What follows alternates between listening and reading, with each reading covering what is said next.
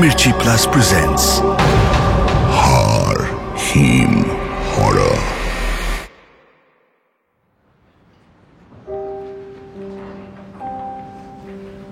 গলির মুখে জটলা দেখে থমকে দাঁড়ালো অর্ক।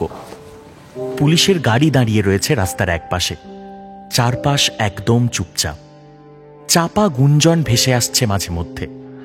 লোকজন ফিস ফিস করে কথা বলছে একে অপরের সঙ্গে। অর্ক কাঁধের ব্যাগটা হাতে নিয়ে খানিকটা এগিয়ে এলো। শশাঙ্কদের বাড়ির সামনে পুলিশ দাঁড়িয়ে রয়েছে। সামনে একটা অ্যাম্বুলেন্স। অর্ক উঁকি মেরে দেখার চেষ্টা করে অ্যাম্বুলেন্সের ভেতরে কে রয়েছে, কিন্তু দেখতে পেল না অর্ক। হরিদাকে জিজ্ঞেস করলো অর্ক, কি হয়েছে গো, শশাঙ্কদের বাড়িতে পুলিশ এসেছে কেন? হরিদা এই পাড়াতেই থাকে। মোড়ের মাথায় ওর ছোট্ট মুদির দোকান রয়েছে। নিচু গলায় উত্তর দিল, শশাঙ্ক গলায় দড়ি দিয়েছে আজ। বাড়িতে তো একাই থাকতো, ওই বিকেলে কাজের লোক এসে দেখছে কড়িকাঠ থেকে ঝুলছে শশাঙ্কর দেহ।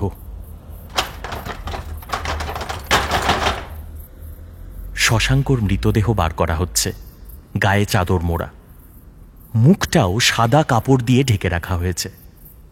মুখের কাপড়টা অ্যাম্বুলেন্সে তোলার সময় খানিকটা সরে গিয়েছিল। শশাঙ্কর একজোড়া ঠিকরে বেরিয়ে আসা চোখ দেখে অর্ক নিমেষে মুখ ফিরিয়ে নিল। শশাঙ্ক অর্কর ছোটবেলার বন্ধু। এক পাড়াতেই বাড়ি, এক স্কুলে পড়েছে ওরা। কিন্তু কলেজে ওঠার পর শশাঙ্কের সঙ্গে সেইভাবে যোগাযোগ রাখা সম্ভব হয়নি। ছোটবেলার সেই বন্ধু শশাঙ্কর স্মৃতি এক কোণায় পড়ে রয়েছিল এতদিন। ছোটবেলায় শশাঙ্ক খুবই চঞ্চল, প্রাণোচ্ছল ছিল। অর্ক ছিল ওর ঠিক উল্টো। কিন্তু শেষ কয়েক বছরে কি হয়েছিল কে জানে। একেবারে ঘরকুনো হয়ে গেছিল শশাঙ্ক। সারাদিন বাড়িতে একা থাকত। পাড়ার লোকেদের মুখেই শুনেছিল যে ওকে বিশেষ বাইরে বেরোতেও দেখা যায় না, কারোর সঙ্গে কথাও বলে না। অর্ক যখন দিল্লিতে থাকত তখন খবর পেয়েছিল শশাঙ্কের বাবা মা হঠাৎ একটা গাড়ি দুর্ঘটনায় মারা গেছেন। শশাঙ্ক মাঝে বেশ কয়েকবার চিঠি লিখেছিল, সেগুলোর উত্তরও দেয়নি অর্ক। তবে আজ অফিস থেকে বাড়ি ফেরার সময় শশাঙ্কের বাড়ির সামনে পুলিশ আর ওই মৃতদেহটা দেখে অর্ক থম মেরে দাঁড়িয়ে গেল। অ্যাম্বুলেন্স চলে গেলে রাস্তাটা একেবারে ফাঁকা হয়ে এলো। অর্ক ব্যাগটা কাঁধে নিল। ধীর পায়ে এগিয়ে চলল ওর নিজের বাড়ির দিকে। রাস্তায় আলো রয়েছে, তবু আলো আঁধারি পথঘাট এঁকে বেঁকে চলেছে পুরনো বাড়ির পাশ দিয়ে। অর্কর বাড়িতেও কেউ নেই এখন। মা বাবা রাজারহাটের একটা ফ্ল্যাটে থাকে। অর্ক এই বাড়িতে থাকে তার কারণ একটাই, ধর্মতলার অফিস এখান থেকে খুব কাছে।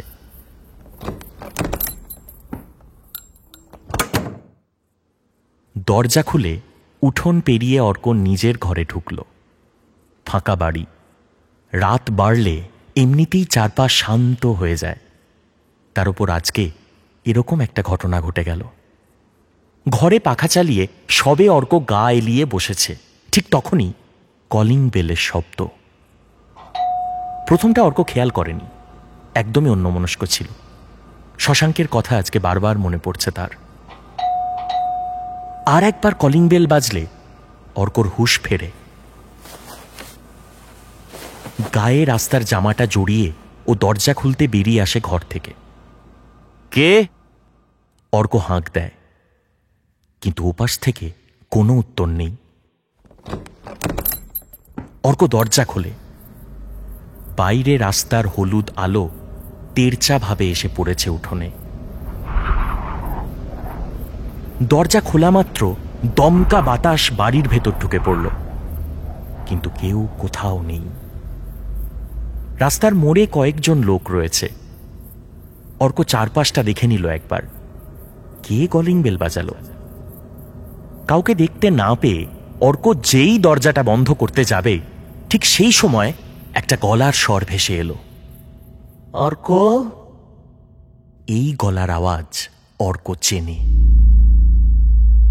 আজ চলে যাওয়ার আগে ভাবলাম শেষবার তোর সঙ্গে কথা বলে যাই। তুই সেই যে বাইরে পড়তে গেলি না, তারপর তো আর কোনো যোগাযোগই রাখলি না। কতদিন কেটে গেল বলতো? এদিকে এদিকে আমাদের পরিবারের ওপর দিয়ে তো ঝড় বয়ে গেল রে। বাবা মা দুজনাই মারা গেল। আমিও আর সেই আগের মতো রইলাম না জানিস। পড়াশোনাটাও হলো না, চাকরি বাকরিও কিছু করলাম না। ওই যেটুকু যা বাবা মা রেখে গেছিল ওই দিয়েই চলছিল। কিন্তু সত্যি বলতে কি জানিস, ভালো লাগছিল না। বেঁচে থাকার তো কোনো কারণ ছিল না, বেঁচে থাকার কোনো কারণ খুঁজেও পাচ্ছিলাম না, বুঝলি? অনেক অনেক চেষ্টা করেছি, পারিনি, কিচ্ছু করতে পারিনি। আর একবার বেঁচে থাকার কারণ ফুরিয়ে গেলে, যাকে যাক, তোকে বেশ কয়েকবার চিঠি লিখেছিলাম তো। ব্যস্ত ছিলিস বোধ হয়, খেয়াল করিসনি না? জানি। তারপর তারপর আমারও তো আর কোনো খবর নেওয়া হয়নি তোর। কলকাতায় ফিরে এলি জানলাম, কিন্তু আমাকে তো একবার জানালি না। একদিন একদিন এসে খানিকক্ষণ আড্ডাও তো মেরে যেতে পারতাম। যাই হোক, অনেক কথা বলে গেলাম একতরফা। বলি বলি ভালো আছিস তো?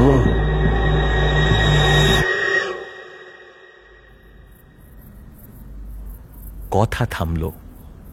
অর্ক তাকালো দরজাটার বাইরে জমাট অন্ধকারের দিকে। ল্যাম্পপোস্টের এক ফালি হলুদ আলোয় অস্পষ্ট দেখা যাচ্ছে একটা লোক দাঁড়িয়ে আছে। ঘাড় হেলে পড়েছে বুকের উপর। ধীর পায়ে অর্কর দিকে এগিয়ে আসছে সে। খানিকটা এগোতেই ল্যাম্পপোস্টের হলুদ আলো এসে পড়ল লোকটার মুখের উপর।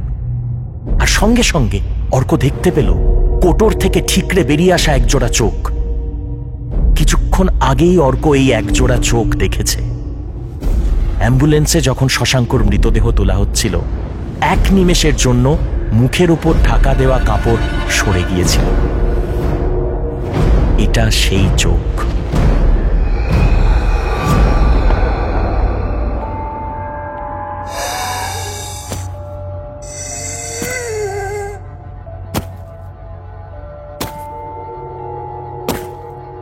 বিস্ফারিত, প্রাণহীন শশাঙ্ক এসে দাঁড়ালো অর্কর সামনে। হাড় হিম হরর আপনারা শুনতে পারেন এক্সক্লুসিভলি মির্চি বাংলার ইউটিউব চ্যানেল এবং গানা অ্যাপে।